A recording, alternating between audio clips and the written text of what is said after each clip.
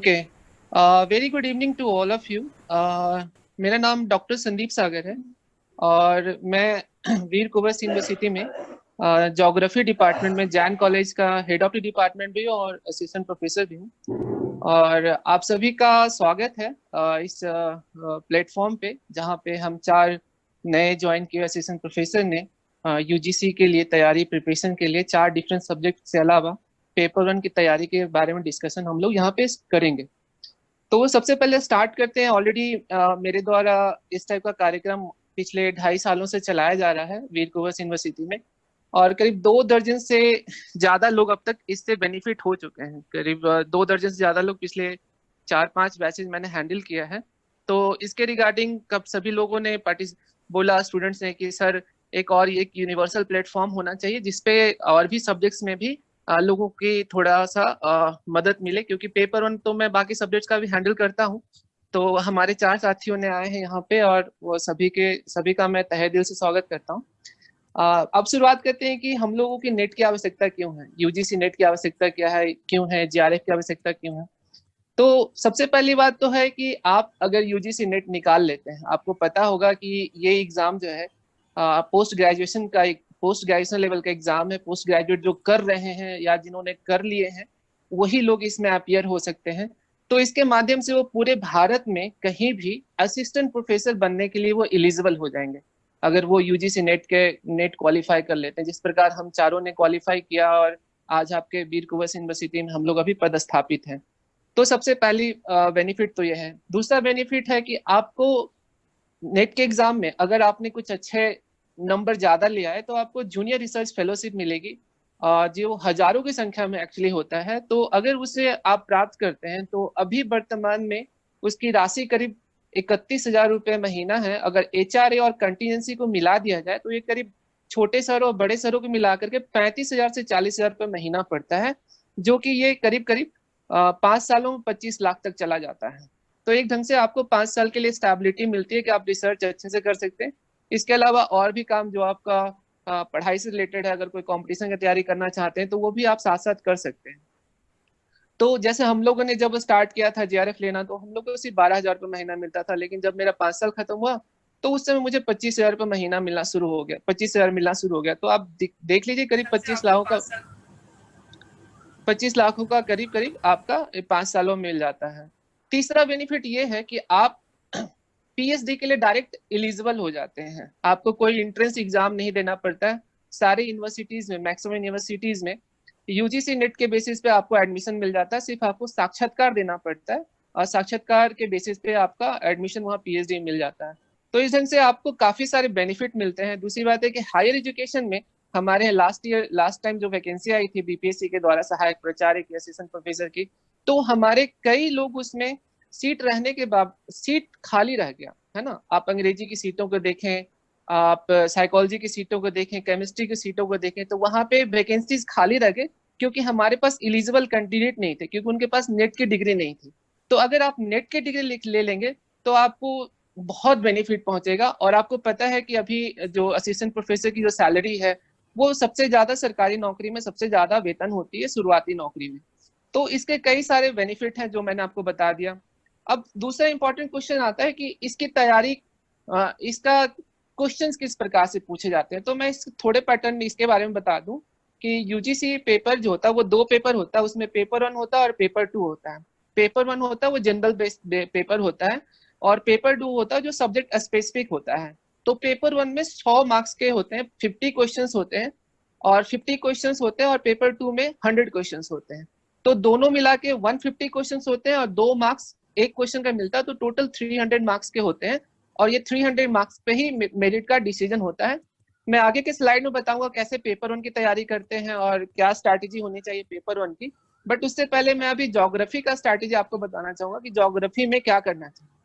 तो बेसिकली क्या है कि ज्योग्राफी काफी इंटरेस्टिंग सब्जेक्ट है और मेरे काफी स्टूडेंट भी क्वालिफाई किए हैं, तो जिससे मुझे थोड़ा और भी मिला है कि एक्सपीरियंस मिला है कि क्या मैं बेहतर सजेशन कर सकता हूँ। तो आपको बता दूं कि ज्योग्राफी में टोटल 10 यूनिट होते हैं, 10 यूनिट से ही 100 क्वेश्चन तैयार किया जाता है।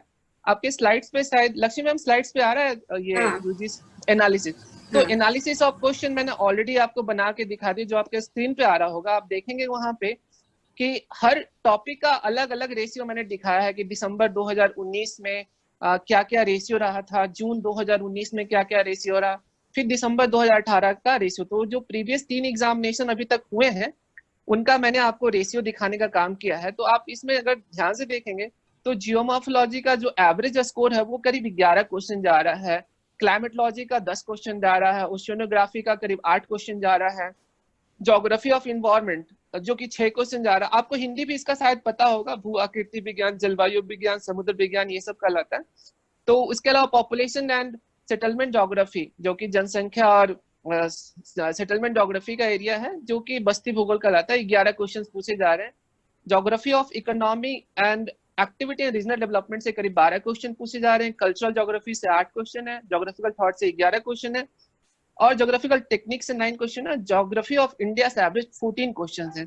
ये मैंने मार्क्स डिस्ट्रीब्यूशन क्यों किया है, सबसे इंपॉर्टेंट बात है कि जब आप तैयारी करने बैठते हैं तो कई बार होता है क्या है कि ज्यादा डिफिकल्ट सेक्शन वो पहले आ जाता है। जैसे जियोमॉर्फोलॉजी इन 10 यूनिट में सबसे थोड़ा सा डिफिकल्ट माना जाता है। एक्चुअली वो डिफिकल्ट होता नहीं, उसको कुछ यूनिट्स थोड़े से डिफिकल्ट होते हैं, कुछ चैप्टर्स उसमें डिफिकल्ट होते हैं, तो लोग उसको डिफिकल्ट मान करके तैयारी करना छोड़ देते हैं। उनको लगता है कि काफी ये मुश्किल सा टॉपिक है। लेकिन आपके देखिए कि अभी सबसे इंपॉर्टेंट, जब मैंने ये मार्क्स डिस्ट्रीब्यूशन किया तो आपके सारे इजी वाले सेक्शंस जो हैं वो ज्यादा मार्क्स कवर कर रहे हैं। अगर आप ज्योग्राफी ऑफ इंडिया का देखें तो एवरेज करीब 14 क्वेश्चंस वो कवर कर रहा है। ये पॉपुलेशन ज्योग्राफी करीब 11 क्वेश्चन कवर कर रहा है, कल्चर ज्योग्राफी आपके 8 क्वेश्चन कवर कर रहे हैं। तो आप अगर थोड़ा सा रिदम बनाएंगे कि किन चीजों को आपको प्रायोरिटी पहले देना है, तो मेरा यही कहना है कि आपको इसमें प्रायोरिटीज को पहले तय करना है कि किन टॉपिक्स को आपको प्रायोरिटी पहले देना है। जैसे मेरे स्टूडेंट जो भी हैं, जब मैंने उनको शुरुआत कराया था तो मैंने उनका फोकस मैंने ज्योग्राफिकल थॉट और ज्योग्राफिकल टेक्निक सबको मैंने लास्ट में किया था, क्योंकि ज्योग्राफिकल जो थॉट है वो रटने वाला बिल्कुल सब्जेक्ट है, ज्योग्राफिकल टेक्निक्स भी काफी थोड़ा सा साइंटिफिक टाइप का सब्जेक्ट टॉपिक हो जाता है, तो उसको हैंडल करना थोड़ा सा मुश्किल होता है, तो मैंने उसको लास्ट में किया था। तो अगर आप ये मार्क्स का जो डिस्ट्रीब्यूशन देखेंगे तो आपको पता चल जाएगा कि सिर्फ फिजिकल ज्योग्राफी जो है अकेले 35 क्वेश्चंस कवर करता है। सिर्फ फिजिकल ज्योग्राफी 35 क्वेश्चन करता है। अगर आप इंडिया का कवर कर दें तो 50 क्वेश्चन तो सिर्फ फिजिकल ज्योग्राफी इंडिया का कवर कर रहा है। तो इसमें से आप डिस्ट्रीब्यूशन आगे के स्लाइड्स में बताऊंगा कट ऑफ कितना कट ऑफ जाता है, तो उसके बेसिस पे आपको पता चल जाए कि इन 10 यूनिट में अगर 6-7 यूनिट में अगर काफी स्ट्रांग है आपका, काफी मजबूत है, तो आप आसानी से नेट निकाल सकते हैं। अगर इसमें 8-9 टॉपिक भी आपका स्ट्रांग हो गया तो आपका क्या है कि आप जेआरएफ भी ले सकते हैं। तो सबसे बेटर तरीका क्या है, अभी मैं बता रहा था कि 2 तरीके हैं इनको हैंडल करने का। 2 तरीका, एक होता है आइडियल वे होता है कि किस तरीके से हैंडल किया जाए, और दूसरा तरीका होता है टेम्पररी वे। तो आइडियल तरीका जो हैंडल करने का है वो उनके लिए जो अभी एमए कर रहे हैं, जैसे सेमेस्टर 1 में है, 2 में है, 3 है, 4, तो अगर वो सेमेस्टर एग्जाम्स अभी फॉलो कर रहे हैं, सेमेस्टर्स में है, तो उनके लिए आइडियल वे यही है कि वो अपने कोर्स को अच्छे से करें। जो भी कोर्स उनको मेंशन किया गया है, जो भी सिलेबस में टॉपिक दिया गया है, उसको आप अच्छे से टेक्स्ट बुक से पढ़ें। आपको पता ही टेक्स्ट बुक कौन कौन से इंपॉर्टेंट है, सविंदर सिंह की बुक काफी इंपॉर्टेंट है फिजिकल ज्योग्राफी के लिए, माजिद हुसैन की जो बुक है ज्योग्राफिकल थॉट और ह्यूमन ज्योग्राफी के लिए काफी इंपॉर्टेंट है, ज्योग्राफी ऑफ इंडिया खुल्लर की भी बुक आती है, ममोरिया की बुक आती है, आप जो भी पसंद है उसको आप फॉलो कर सके, जेपी शर्मा की बुक आती है ज्योग्राफिकल टेक्निक्स की। तो ये उनके लिए है जो अभी एमए कर रहे हैं। बट जिनका एमए हो चुका है, या जो एमए के लास्ट सेमेस्टर में है, या फिर जो पीएचडी कर रहे हैं और जिनका नेट नहीं हो पाया, तो उनको मैं टेम्पररी उपाय बताता हूँ कि आप कोई गाइड फॉलो करें जिसमें सिलेबस के सारे सेक्शंस को कवर किया गया हो। उस गाइड को कवर करने से आपको बस ये है कि गाइड के फर्स्ट पेज से लास्ट पेज तक आप इतनी बार रिवीजन करें कि अगर उस बुक से क्वेश्चन आ रहा है तो आपसे बनना चाहिए। बस ये चीज है, आप 5 बार पढ़े, 10 बार पढ़े, बस एक ही बुक पढ़े, लेकिन अगर उस बुक से क्वेश्चन आ रहा है तो बनना चाहिए। और जनरली मैं क्रॉनिकल की एक बुक आती है, क्रॉनिकल ज्योग्राफी, संजय सिंह की बुक आती है, वो काफी अच्छी बुक है। स्पेक्ट्रम की बुक आती है, वो भी काफी अच्छी बुक है। लेकिन कोई एक बुक फॉलो करें, उसको ए टू जेड देखें। ये तो तरीका हुआ कि आप टेम्पररी वे में निकाल सकते हैं, बट आइडियल वे बेटर होता है। इसके अलावा मैं बोलना चाहूंगा कि आप लोग हर टॉपिक पे टेस्ट पेपर्स बनाया करें। हर टॉपिक, जैसे 10 टॉपिक है तो मेरा जनरली जो तैयारी करने का जो फोकस एरिया होता है, मैं बच्चों को काफी टेस्ट लेता हूँ, 3 या 4 टेस्ट मैं एक एक टॉपिक पे लेता हूँ, और इतना रगड़वा देता हूँ, इतना उनको याद करवा देता हूँ कि उनको हर पेज पे पता होता है कि कहाँ पे कौन सी चीजें लिखी हुई हैं। आप मेरे किसी भी स्टूडेंट से पूछ सकते हो, उनको पता है किस पेज पे क्या लिखा हुआ, इतना तक मैं रटवा देता हूँ। तो आप टेस्ट पे ज्यादा से ज्यादा फोकस करें ताकि आप सिलेबस को कम समय पर हैंडल कर सकें। दूसरा एक पढ़ने का तरीका, इनको कैसे पढ़ा जाए। तो आप एक टॉपिक को एक वीक का टारगेट करें कि आपको एक वीक में ये टॉपिक खत्म करना है। सपोज आप जियोमॉर्फोलॉजी लेते हैं, एक वीक टारगेट करेंगे, एक वीक में मुझे जियोमॉर्फोलॉजी खत्म करना है। और वीक खत्म होते ही आप किसी प्रैक्टिस सेट बुक से, प्रैक्टिस के लिए अरिहंत का बुक आप फॉलो कर सकते हैं, जो अरिहंत में आपके प्रीवियस पीसीएस के जो क्वेश्चंस आते हैं उसको आपको प्रॉपर दिया हुआ है। उससे आप टॉपिक वाइज कवर कर सकते हैं कि आप जियोमॉर्फोलॉजी, क्लाइमेटोलॉजी, जैसे जैसे आप एक एक वीक कवर करते जाएंगे वैसे वैसे आप प्रैक्टिस करते जाएं, तो इस ढंग से आपका 2.5 महीने में पूरा सब्जेक्ट तैयार हो जाएगा। 2.5 महीने में पूरा सब्जेक्ट तैयार हो जाएगा। This is the best way to prepare. इसके अलावा आप रिविजन पे ज्यादा से ज्यादा फोकस करें। रिविजन ही सबसे मोस्ट इंपॉर्टेंट रोल अदा करता है, क्योंकि ये भूलने वाली चीजें हैं। नेगेटिव मार्किंग का कोई डर नहीं है एग्जाम में, इसलिए आप 100 का 100 क्वेश्चंस अटेम्प्ट करें। नेगेटिव मार्किंग नहीं होना बच्चों के लिए बहुत लाभप्रद है, क्योंकि आप, मैं अगले स्लाइड, मैम अगली स्लाइड लगा देंगे। Cut off. हाँ, अगली स्लाइड में आपको कट ऑफ दिख रहा होगा, जिसमें कट ऑफ के बारे में मैंने बताया है कि दिसंबर 2019 और जून 2019 का मैंने कट ऑफ यहाँ पे दिखाने की कोशिश किया हूँ, जो कि 60% के आसपास नेट का कट ऑफ है और 69% के आसपास कट ऑफ है जेआरएफ का। तो आप देखेंगे जो 60% कट ऑफ है, 60% बोल रहा है कि आप 30 क्वेश्चंस पेपर 1 में सही करें और 60 क्वेश्चंस पेपर 2 में सही करें। तो अगर आप पेपर 1 में 30 क्वेश्चन सही कर लेते, जो कि काफी इजी है, मैं इसके बाद वाले स्लाइड्स में बताऊंगा कि कैसे वो आएगा, और सेकंड पेपर में 60 क्वेश्चंस भी आप ले आते हैं, तो आसानी से आप नेट के लिए एलिजिबल हो जाएंगे। जेआरएफ के लिए आपको 5-5 क्वेश्चन दोनों में बढ़ा ले, 35 वहां कर ले, 65 वहां कर ले, आपके आ जाएंगे। तो आप देख लें कि किस तरीके से मार्क्स आप 65 या 70 क्वेश्चन भी आप सही कर सकते हैं। हमारे जो आरआ के स्टूडेंट है, मैक्सिमम क्या है कि वो सेकेंड पेपर में काफी अच्छा स्कोर करते हैं। उनका पेपर 1 काफी थोड़ा सा कमजोर रह जाता है, ड्यू टू रूरल बैकग्राउंड का है होने के कारण उनका कुछ चीजों पर कमांड नहीं है। मैं आगे बताऊंगा किन चीजों पर कमांड नहीं है उनका। तो कट ऑफ आप प्लीज इसको नोट डाउन कर लिए, ये बहुत यूजफुल कट ऑफ है, मैंने काफी रिसोर्स से निकाला हूँ इसको, और इसको जानना बहुत जरूरी है। कि लोग सोचते हैं कि कट ऑफ 70-80% होता होगा, बट ऐसा कुछ नहीं है। आप 60% भी अगर मार्क्स लेकर के आ रहे हैं तो आपका नेट क्वालिफाई हो जाएंगे। तो नेट क्वालिफाई हो गया तो आप समझ रहे हैं कि आपको क्या क्या बेनिफिट है। अब मैं ऑलरेडी ऑडियो में शुरुआत में बोल चुका हूँ। अगला मैडम, नया न्यू स्लाइड। यस। हाँ, this is for paper 1। Generally basically सभी लोग इसी का वेट करें कि पेपर 1 के बारे में मैं कुछ बताऊं। पेपर 1 काफी इजी है। पेपर 1 और पेपर 2, पहले क्या था कि 3 पेपर होते थे, paper 1, 2 and 3। Paper 1 objective, paper 2 objective और पेपर 3 सब्जेक्टिव होता था। लेकिन अब इतना आसान हो गया कि पेपर 1 ऑब्जेक्टिव होता है, पेपर 2 भी ऑब्जेक्टिव होता है, और दोनों को कंबाइन स्कोर मिला करके ही आपका मेरिट लिस्ट तैयार होता है।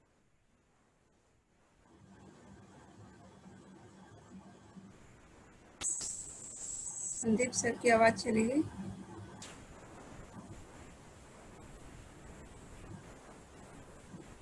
आ रहा हो कि टोटल 10 मिनट होते हैं। सॉरी, मुझे हिंदी टाइप करना नहीं आता, इसलिए मैंने अंग्रेजी में ही टाइप किया हूँ। आप प्लीज आप कहीं से गूगल पे डाल लें कि कौन सा सिलेबस में कौन कौन सी चीजें हैं, वो आपको आ जाएगा वहां पे हिंदी में। तो जो पहला है टीचिंग एप्टीट्यूड है।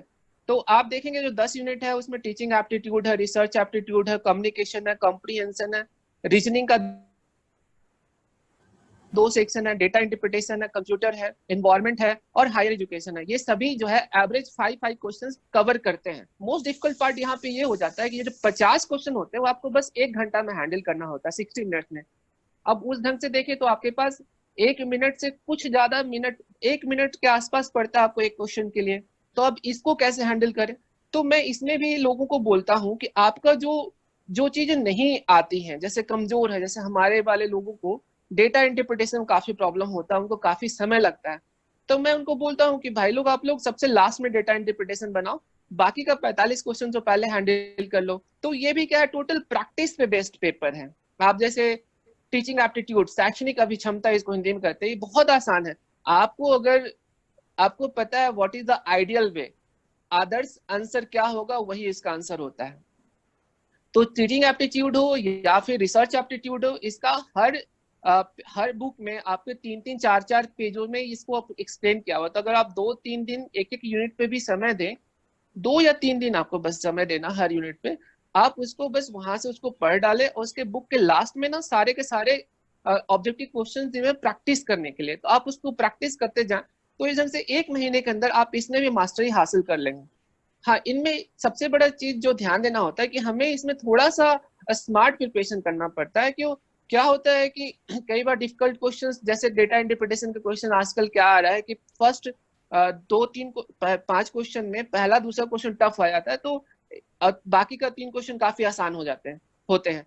तो बच्चे लोग क्या करते हैं, पहला दूसरा टफ देखा सीधे छोड़ के आ जाते हैं। तो ऐसा ना करें, दूसरा बाकी का 3 क्वेश्चन है वो काफी आसान है, तो जानबूझ के एग्जामिनर ऐसा क्वेश्चन सेट करते हैं कि आपको डिफिकल्टीज फील हो और आप उसको छोड़ दें। तो ये चीज का आप ध्यान रखेंगे। तो जितने भी आपके जो टीचिंग एप्टीट्यूड, रिसर्च एप्टीट्यूड है, कॉम्प्रिहेंशन भी बिल्कुल प्रैक्टिस करने का चीज है। कॉम्प्रिहेंशन को कैसे हैंडल करते हैं मैं वो भी बता देता हूँ। कॉम्प्रिहेंशन काफी बड़ा ये कॉम्प्रिहेंशन पूछते हैं, पूरे 1 पेज का कॉम्प्रिहेंशन होता है जिसमें 5 क्वेश्चन पूछते हैं। अब ये 5 मिनट में तो नहीं बनेगा, 6 मिनट में नहीं बनेगा। तो इसका सबसे आइडियल वे है कि पहले जो क्वेश्चंस जो आपके दिए हुए हैं, आप उन क्वेश्चंस को पहले पढ़ लें। आप सारे 5 क्वेश्चन को पढ़ें, उसमें कौन सा हाईलाइटिंग एरिया है, कीवर्ड क्या है उसको देखें और उस कीवर्ड को अंडरलाइन कर लें उस क्वेश्चन में, और जाकर के जब कॉम्प्रिहेंशन पढ़ेंगे तो जहां जहां वो कीवर्ड आएगा वहां पे डायरेक्ट अंडरलाइन मारे, और इससे क्या हो जाएगा, आपका कॉम्प्रिहेंशन 5 से 7 मिनट में बन जाएगा। लेकिन इसके लिए आपको कम से कम थोड़ा प्रैक्टिस करना पड़ेगा, इतने आसानी से नहीं होगा, आपको थोड़ा सा प्रैक्टिस करना पड़ेगा। रीजनिंग का सेक्शन जो यूनिट 5 और यूनिट 6 है वो काफी इजी है। वो आपको एक ढंग से लॉलीपॉप थमा रहे हैं कि इतना इजी क्वेश्चन, 10 क्वेश्चन आप इजी वे में कवर कर सकते हैं। रीजनिंग में भी क्या है, वो फिक्स्ड रीजनिंग पूछते हैं। एक एक क्वेश्चन जो रीजनिंग आते हैं ना, वो बिल्कुल वही रीजनिंग को फिर से घुमा करके दूसरे साल भी थमाते हैं। तो आप बिल्कुल पैटर्न देख लें कि रीजनिंग का कौन सा पैटर्न जो है वो दिया जा रहा है, उसी पैटर्न को आप थोड़ा प्रैक्टिस कर ले तो आपके 10 क्वेश्चन बहुत इजिली वे में आ जाएगा। अगला जो आता है सेक्शन, आपको डेटा इंटरप्रिटेशन के बारे में थोड़ा मैं बता दूं कि वो प्रैक्टिस की चीज है। बिना प्रैक्टिस किए डेटा इंटरप्रिटेशन पे आपको कमांड नहीं हो पाएगा। थोड़ा डेटा इंटरप्रिटेशन का 5-10 क्वेश्चन आप प्रैक्टिस कर लें तो वो हो जाएगा। नेक्स्ट आता है कंप्यूटर का सेक्शन। आज के जमाने में कंप्यूटर काफी इंपॉर्टेंट हो गया है, आपको ही पता है, बिना कंप्यूटर का कुछ नहीं पॉसिबल। आज के रिसर्च में भी कंप्यूटर की जरूरत पड़ती है। हम लोग सभी लोग जो चारों यहाँ पे, सभी लोग कंप्यूटर पे ही अपना रिसर्च थीसिस लिखे हैं, डिजर्टेशन भी लिखे हैं। तो कंप्यूटर का नॉलेज होना बहुत जरूरी है, और ये भी थोड़े से भी 4-5 पेजों में ही हैंडल हो जाता है, आप चैप्टर्स खोल के देखेंगे। इसके अलावा इन्वायरमेंट का क्वेश्चन जो होता है, आजकल कंटेम्पररी इशूज काफी पॉपुलर हो गया है। आप देखेंगे कि ग्लोबल वार्मिंग का सिचुएशन है ना, तो क्लाइमेट चेंज का सिचुएशन, इस वजह से ये लोग क्या करते हैं, एक इन्वायरमेंट का सेक्शन इन्होंने ऐड कर दिया जिसमें आपको क्लाइमेट चेंज से रिलेटेड कहाँ पे समझौता सम्मेलन हुआ उसके बारे में पूछते हैं, ओजोन गैसेस के बारे में पूछते हैं। बहुत ईजी सेक्शन है, आप कंटेम्पररी इशूज के कहीं भी करंट इवेंट्स को आप यहाँ इस चीज से आप हैंडल कर सकते हैं। नेक्स्ट आता है हायर एजुकेशन सिस्टम। ये भी काफी इजी है। भारत में शिक्षा व्यवस्था में क्या परिवर्तन है शुरुआत से लेकर के आज तक के, उसमें कुछ चीजें ये पूछते हैं, है ना, उसके बारे में आपसे पूछेंगे। उसके अलावा करंट में कुछ यूनिवर्सिटीज काफी अच्छी रैंकिंग ले आ रही है, तो उसके बारे में आपसे ये पूछते हैं। तो कुल मिला के ये देखेंगे काफी इजी सेक्शन है। 60% स्कोर करना कोई बड़ी बात नहीं है। मेरे जितने भी स्टूडेंट हैं वो फर्स्ट पेपर में 35 क्वेश्चन कर लेते हैं, सेकंड पेपर में भी 65 क्वेश्चन कर लेते हैं, आसानी से क्वालिफाई कर जाते हैं। तो पेपर ऑन बस 1 महीने का गेम है, 1 महीना आप प्रैक्टिस करें, अपने आप हो जाएगा। Practice is the most important thing. आपको हर पेपर में, हर यूनिट में प्रैक्टिस करना है, और प्रैक्टिस के अलावा ही और कोई उपाय नहीं है। तो ये this is the summary of all the tips and tricks जो मैंने आपको बताया। अब ये आपके ऊपर है कि आप इसको कैसे हैंडल करते हैं। अगर आप अच्छे से हैंडल करेंगे तो ये 2.5-3 महीने का गेम है। मैं गेम ही बोलता हूँ, हर एग्जाम को गेम ही बोलता हूँ, आप इसको टैकल कर सकते हैं। तो आज अभी मैं थैंक यू, मैंने आपको अपना जो भी था सारांश में बता दी। ये सारांश ही है, इतना जल्दी हर चीजें नहीं समझाया जाता, लेकिन फिर भी मैंने मोटा मोटा जो भी क्रक्स था वो मैंने आपको बता दिया। तो अब मैं लक्ष्मी मैम से निवेदन करूंगा कि वो